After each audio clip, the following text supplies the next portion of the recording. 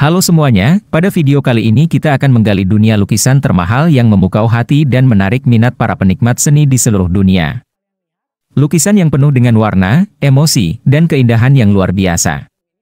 Dalam perjalanan ini, kita akan melihat karya-karya dari para seniman ternama yang telah mencetak sejarah dalam dunia seni lukis. Jadi, mari kita mulai menjelajahi karya-karya luar biasa dan mengungkap cerita di balik lukisan termahal di dunia ini.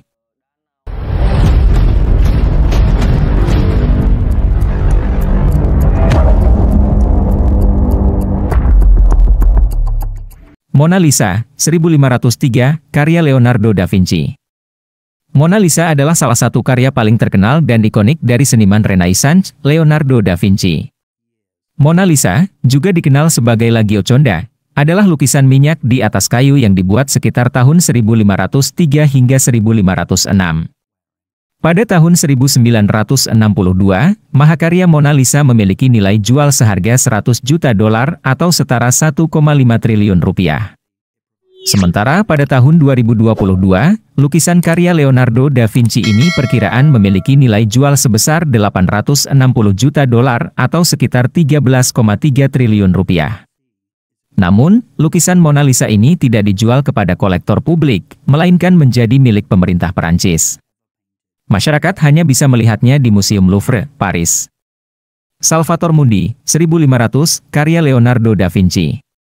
Salvator Mundi menggambarkan sosok Yesus Kristus juru selamat dunia menghadap depan dengan mengenakan jubah era Renaissance sedang memegang bola kristal.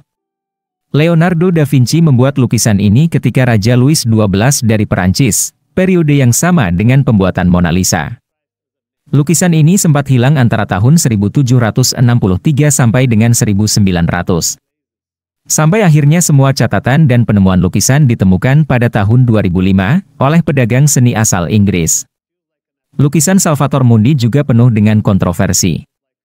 Karena banyak sejarawan meragukan bahwa Leonardo da Vinci adalah pelukis aslinya. Membutuhkan waktu hingga 6 tahun untuk menyelidiki keaslian lukisan ini. Hingga akhirnya diketahui bahwa Leonardo da Vinci memang merupakan sang maestro dari lukisan tersebut. Lukisan Salvator Mundi sampai saat ini dipercaya merupakan karya seni terakhir buatan Leonardo da Vinci. Lukisan yang dibuat pada tahun 1500 ini terjual seharga $450,3 juta atau sekitar 6,7 triliun rupiah pada lelang. Pemenang lelang kemudian diketahui adalah Mohammed bin Salman, putra mahkota Arab Saudi. Interchange, 1955, karya Willem de Kooning. Interchange adalah salah satu karya paling terkenal dari seniman abstrak ekspresionis Willem de Kooning. Lukisan ini selesai pada tahun 1955 dan menjadi bagian penting dari gerakan seni abstrak ekspresionis di Amerika Serikat. Lukisan Interchange menggabungkan elemen abstrak dan figuratif dengan garis-garis dan bentuk-bentuk yang dinamis. Lukisan ini menampilkan penggunaan warna-warna yang kuat dan tekstur yang kaya, menciptakan komposisi yang energik dan dinamis. Pada tahun 2015, Kenneth C. Griffin memperoleh lukisan ini dengan harga hampir $300 juta atau senilai 4,4 triliun rupiah. Interchange menjadi lukisan termahal yang laku terjual lewat penjualan pribadi atau private sale. Navea Eve Ipo-Ipo atau When Will You Marry? 1892, karya Paul Gauguin. Navea Eve Ipo-Ipo, yang juga dikenal dengan judul When Will You Marry, adalah salah satu karya terkenal seniman Paul Gauguin. Lukisan ini selesai pada tahun 1892 dan menggambarkan dua wanita Polinesia di sebuah latar belakang tropis. Mahakarya ini terinspirasi ketika Gauguin melakukan perjalanan pertamanya ke Kepulauan Tahiti.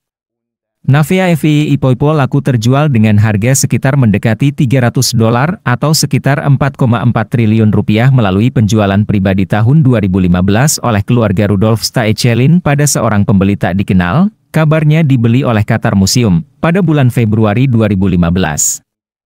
The Card Players, 1892, karya Paul Cézanne.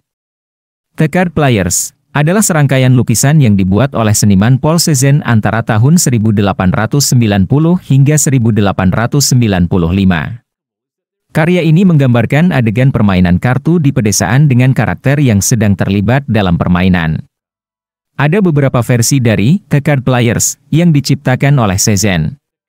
5 versi yang paling terkenal adalah yang disimpan di berbagai museum dan koleksi pribadi di seluruh dunia, termasuk Musée d'Orsay di Paris dan Qatar Museums di Qatar.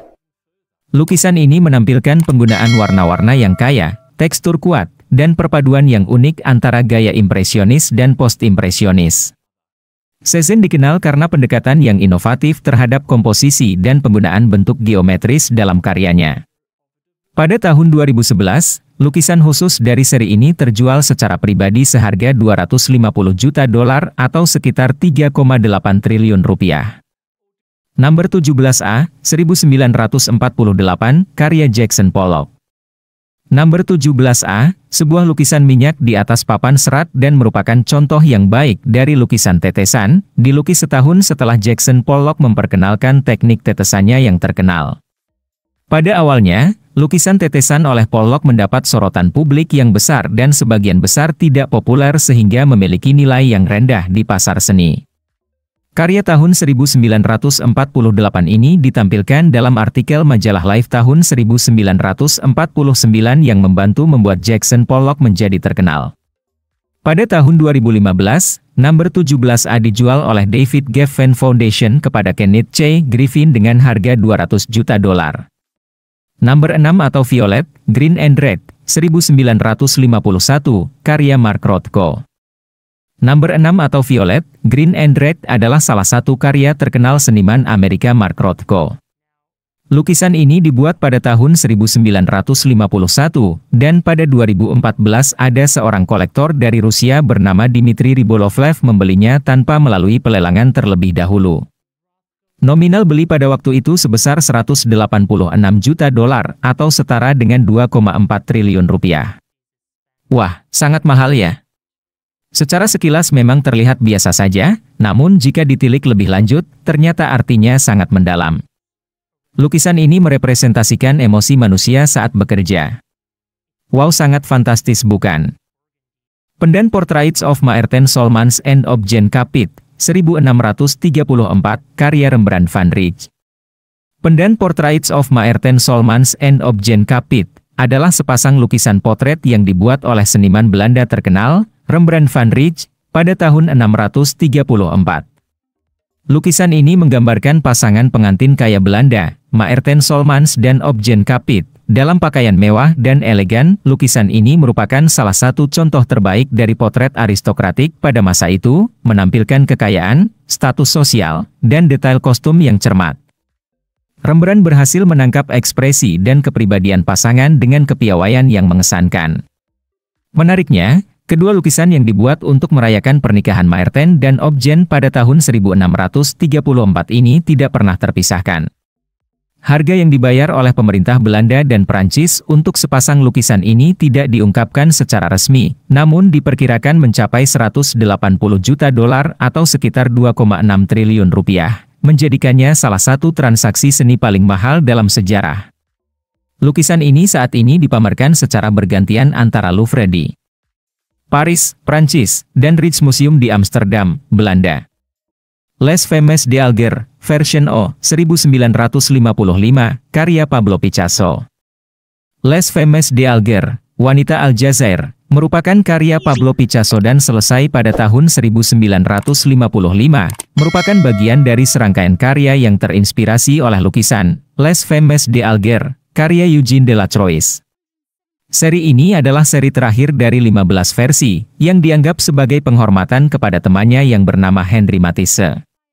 Seri lukisan ini terjual pada Mei 2015 di lelang Christie dengan harga $179,3 juta atau sekitar 2,6 triliun rupiah. Les Femmes d'Alger, version O, dibeli oleh mantan Perdana Menteri Qatar Hamad bin Jassim bin Jaber Al Thani. Masterpiece, 1962, karya Roy Lichtenstein. Masterpiece terinspirasi dari ilustrasi buku komik, dan bersaing dengan beberapa karya terkenal lainnya termasuk Waam dan Look Mickey. Masterpiece adalah lukisan pop art tahun 1962 karya Roy Lichtenstein yang menggunakan titik-titik klasik Bende dan konten naratif yang terkandung dalam balon ucapan. Pada Januari 2017, Agnes Gunn menjual lukisan masterpiece tahun 1962, yang selama bertahun-tahun tergantung di atas mantel apartemennya di Upper East Side. Seorang miliarder dan kolektor seni Stephen A. Cohen membeli karya tersebut dengan harga $165 juta atau sekitar 2,4 triliun rupiah. Hasil penjualan tersebut akan digunakan untuk memulai dana reformasi peradilan pidana yang disebut Dana Art for Justice. Harga tersebut merupakan salah satu dari 15 harga tertinggi yang pernah dibayarkan untuk sebuah karya seni.